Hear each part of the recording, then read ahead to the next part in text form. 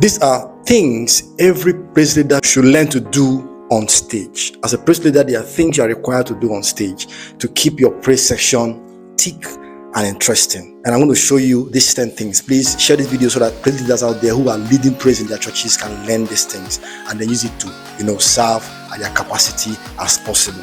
Also, if you want to learn about singing or about vocal training, vocal techniques and all that, please go to my YouTube channel, follow me and learn as much as you want. I post videos regularly on how to make your voice the best it can be and how to sing. So please give me a follow on YouTube, also on this page, and I'm sure you'll be happy you did. All right, let's get to it. Number 1, lead by demonstration. You hear stuff like to the left, to the right, to the left, to the right, lift your voice and sing, or shout to the Lord. That's demonstration. So all those dancing, all those movements, all those telling people what to do when you are on stage is very, very important. Lift your hands up, lift your hands up. They are following you. It's called leading by demonstration. As you are doing it, they are doing it. If you go left, they go left. Now everybody will be in that praise session with you. Very, very important. So as a praise leader, you must, when you are on stage, you must lead by demonstration, not just by singing. It's not necessary. In fact, you don't even need to sing much when you are a praise leader. You just sing little, introduce the song, and then you demonstrate all the way through the song, and people will follow you along. Very, very, very, very vital point. Number 2, avoid changing songs unnecessarily. Hey, my God, this is the Wambala, Wambala, Wambala, Wambala, Wambala. Glory be to. No, come on. That's not how it is done. Take a song, sing it for a while, let people enter the song, then you change. You want to create interludes in between, or want to create small passing tones, you can add some breaks, but the breaks you are adding, you and your instrumentalists will understand when that break is happening. But the truth is this: you don't change songs unnecessarily as a praise leader because it is distracting. At least let people sing that song like 4-5 times before you start changing it. So that's important. Don't change songs unnecessarily as a praise leader. It's very, very dangerous for praise leading. Avoid being stiff. The entire stage is given to you. I'm going to do a video on stage management subsequently, but this is very important to note. Don't be stiff. Don't be flexible. Jump around. Move from one end of the stage to the other. It is praise. It is not, you're not leading worship. It is praise. So move from one end to the other end. Let people see. Feed their eyes. Do some stuff. Do some jumping. I mean, you're singing a song that is a tempo is about 120 to 140, and you are standing still. If you don't move your body, they won't move their body. You are the one leading them. So if you are standing still, you don't be saying dance, dance. Why would they dance? You are singing a dancing song, and you are standing as if, the dancing is a crime. You have to also dance so that they can dance. In fact, in most cases, you should be the best dancer on that stage. Let your own dancing create an opera, because you are praising God. That's why that David danced unto the Lord. He danced to the point that his clothes fell down. So you dance. So your dancing will affect them. That's why you say when you smile at somebody smile back at you. When you dance on stage, people will be forced to dance. They want to dance more than you, so they will want to dance too. So it's an important tip for a praise leader. You must do this on stage. Number 4, talk to the audience. Sometimes you say, hey, excuse me, stop there. People are not dancing. You're not dancing to the Lord. You have to understand that God is good. From January to December, from morning to Friday, He's doing with you. Talk to them. Many of them came to that church with a lot of burden. They don't even know where to start from. But when you tell them those things you are saying to them, they begin to now release themselves. They begin to now connect with you. So talk to the audience, talk to them, speak to them.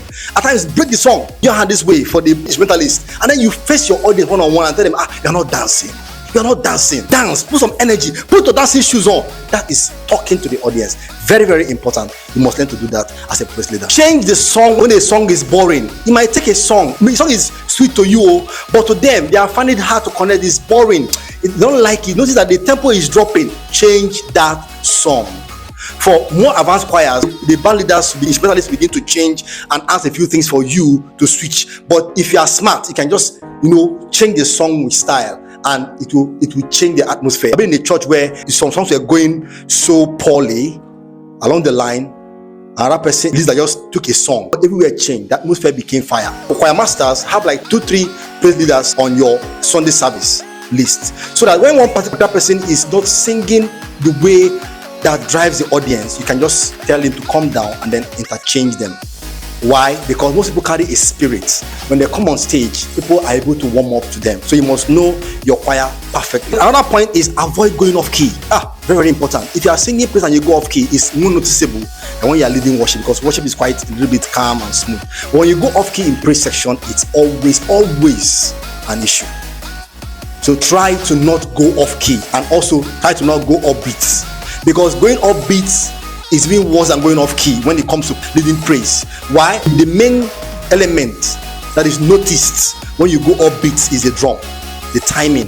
So before the drum will begin to readjust to now enter into a tempo or to that beat that you moved out of, the whole church will have noticed, and then you have cut the song into a boring section. At the end of the day, they will just see you as an immature singer. So try to avoid going off beats and try to avoid going off key.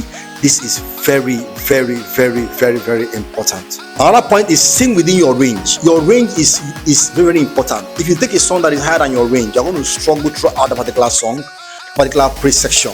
And also, if you are selecting your songs, select songs that are within your range. Don't go and take a song that is too high and then attach it to the very, very low song. When you want to change the song, you realize that somehow you can't jump on.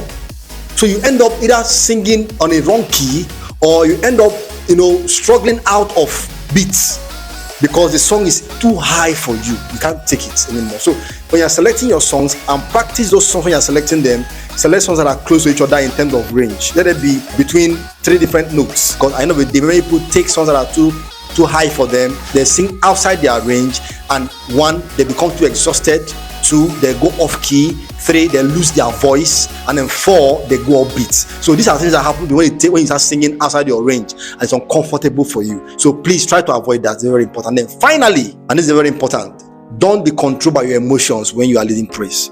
You can do that with leading worship. Even in leading worship, you should also control your emotions. Like when you cry, try to know you are on stage and you are leading people. But when you are singing praise, try not to be too emotional, because we end up out of excitement, overshoot the time and exhaust the people, so they get bored. Or maybe you are too emotional, you pick a song and then you cannot sing it again with the energy that is required because you are almost crying. So these are the things that happen when you sing with emotions. So, and emotion also, when you sing with emotion, you don't take instruction from your choir master, because at times he's looking at you, giving you sign, because you are too emotional to understand what he's saying. You see, most times you jump the gun. And when you are too emotional, it's not an excuse for disobeying instruction in the church. So try not to be too emotional when you are singing praise sections. And these are the things that can help you do well as a praise singer. If you follow these simple rules and regulations, you will be a very, very good praise singer, and your choir master and your church will like you. All right, my name is Sam David. I am your online choir master, here to teach you how to sing the best you can, how to lead praise and worship, how to be the best you can be as far as managing the stage is concerned. Please give me a follow, and don't forget to go to my YouTube channel to learn more about my singing skills and all that can help you become a better singer. And see you on the next one. God bless you.